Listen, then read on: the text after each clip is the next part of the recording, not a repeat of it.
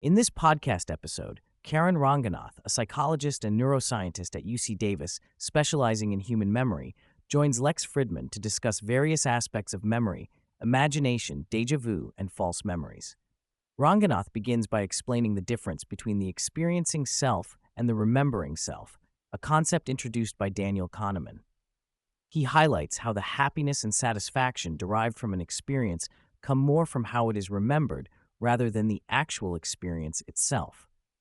Memories are not exact replays of events, but are biased by certain factors such as the beginning, end, peaks, and emotional highs and lows. Ranganath delves into the idea that memories are not static, but are constantly evolving constructs that shape our narratives about the past. He emphasizes the importance of making life memorable by engaging in experiences that create lasting memories, even if they may be challenging or unpleasant in the moment.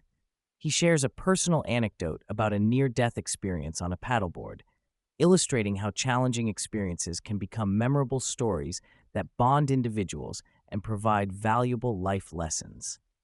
The conversation shifts to decision-making and the role of memory in guiding our choices. Ranganath explains how memories influence decision-making by providing information about past experiences, helping individuals predict outcomes and guiding them towards their goals. He discusses the development of memory in children, highlighting the periods of infantile amnesia and childhood amnesia when episodic memories are sparse due to the ongoing development of the hippocampus and neocortex. Ranganath explores the concept of optimal wisdom development throughout different stages of life, where individuals progress from exploration and learning in childhood to goal setting and achievement in adulthood, and finally to sharing wisdom and passing on knowledge in old age. He draws parallels between human and orca societies, where older individuals play a crucial role in transmitting cultural knowledge to younger generations, contributing to the collective wisdom of the group. The conversation delves into the mechanisms of memory, including the distributed nature of memories in the brain, competition between overlapping memories, and the importance of cues in retrieving specific memories. Ranganath explains the distinctions between episodic memory, which involves memories of specific events, and semantic memory, which encompasses general knowledge and facts. He also touches on working memory, which involves keeping information online and controlling its flow, and the different categories of memory, such as short-term memory and long-term memory. Ranganath delves into the idea of forming internal models of events, using the example of a birthday party to illustrate how we predict and interpret future events based on past experiences. He discusses how the brain forms these internal models at points of high prediction error or uncertainty, which are optimal for encoding episodic memories. He explains that the hippocampus and other brain networks show heightened activity during these event boundaries, leading to better memory retention. The conversation shifts to the topic of memory training and improvement. Ranganath emphasizes the importance of remembering better rather than remembering more, focusing on the quality of information retention. He discusses various methods for training attention and memory, such as mindfulness meditation, video games, and memory techniques like the memory palace.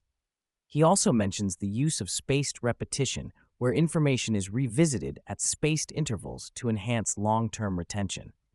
The memory palace is a technique where individuals visualize placing information in familiar spatial locations to aid memory recall.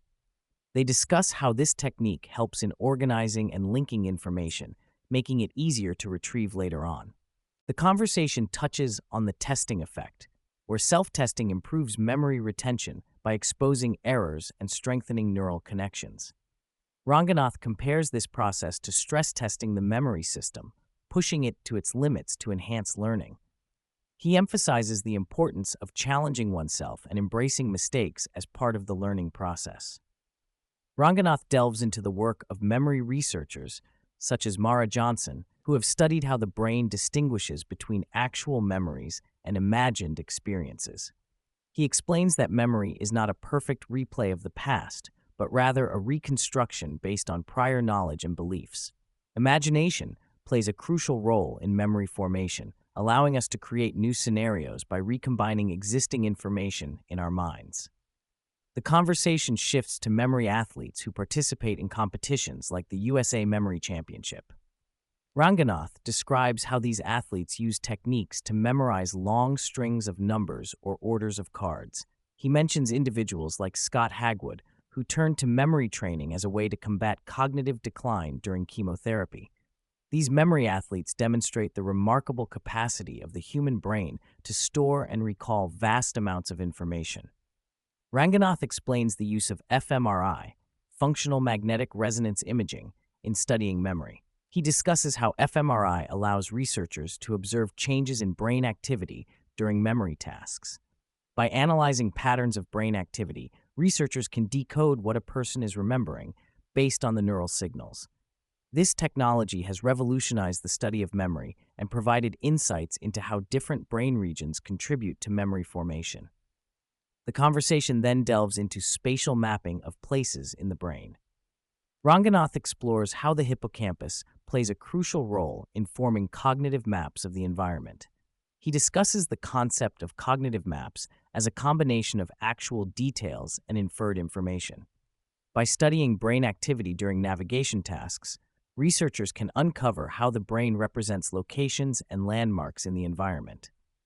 Ranganath introduces the concept of ripples in the hippocampus, which are bursts of activity synchronized with the neocortex during memory recall. These ripples help in forming and stabilizing memories, as well as connecting different events in memory. He explains how sleep plays a vital role in consolidating memories and establishing connections between past experiences. The discussion touches on the encoding process in the hippocampus and how different memories have distinct patterns of brain activity. Ranganath describes these patterns as QR codes for memory, where each memory has a unique neural signature. By analyzing these patterns, researchers can decode what a person is remembering and how different memories are organized in the brain. Ranganath explains that memory is a complex process that involves various brain regions working together. He discusses how memories are encoded, stored, and retrieved in the brain, highlighting the role of the hippocampus in forming new memories. He also touches upon the concept of schemas, which are organized knowledge structures that help us remember information more efficiently. One fascinating study mentioned by Ranganath involves how the brain sorts information in memory based on who was present during an event. He describes an experiment where movies featuring different people in various locations were shown to participants, and the brain activity patterns associated with each person and location were found to be consistent across different contexts. The conversation then delves into the limitations and possibilities of fMRI as a tool for studying brain activity. Ranganath explains that fMRI has a slow temporal resolution, making it unsuitable for capturing rapid neural activity. However, it is sensitive to changes in neural excitability and can provide valuable insights into brain function.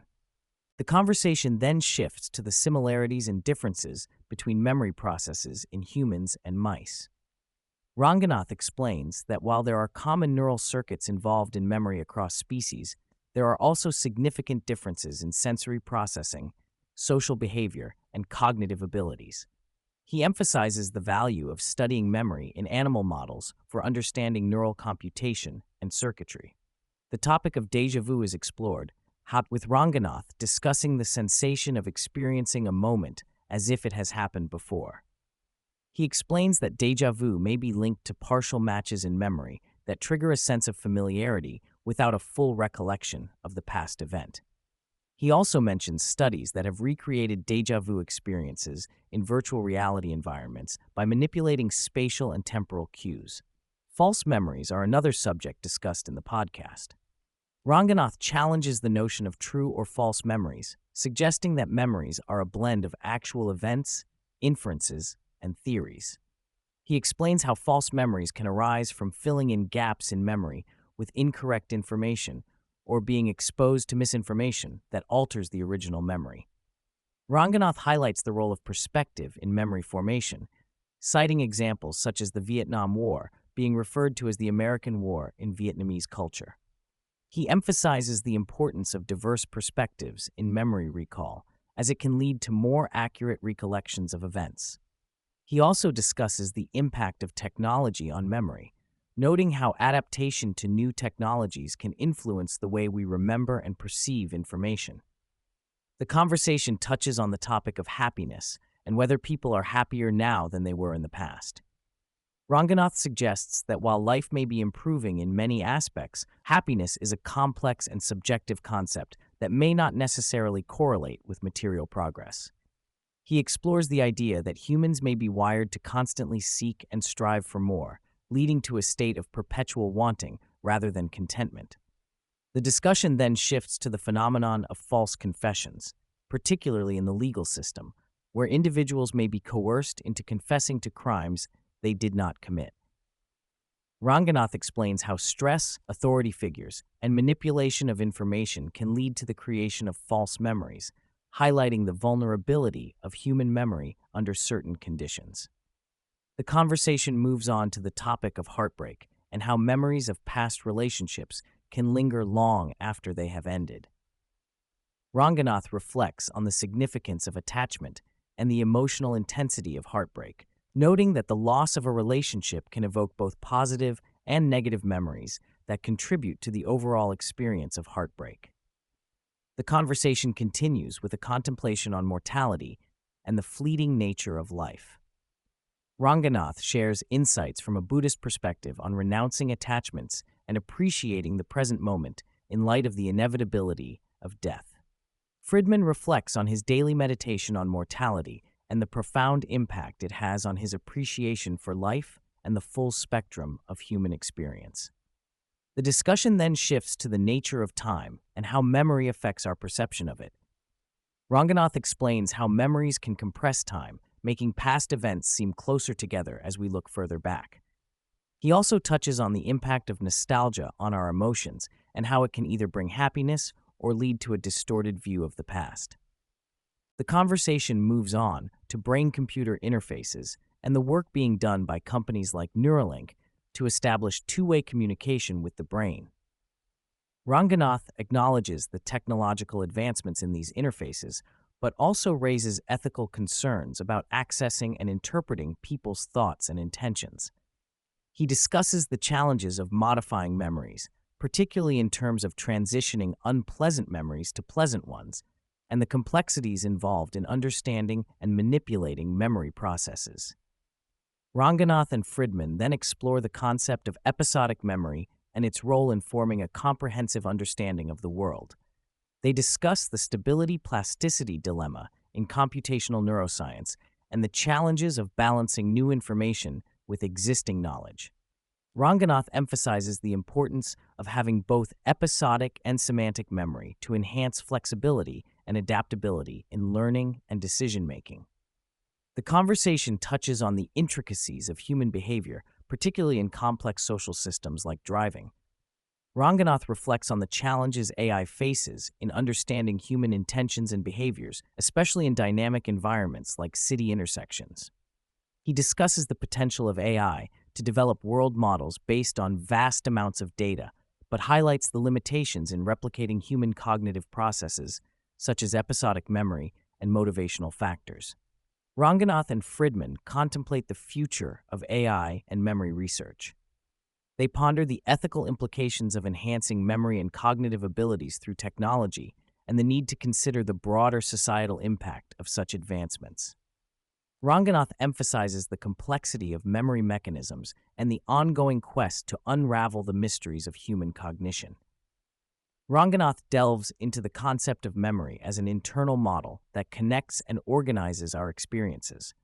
He highlights the beauty of the human mind's ability to make sense of the world by creating a cohesive narrative from the sensory inputs it receives.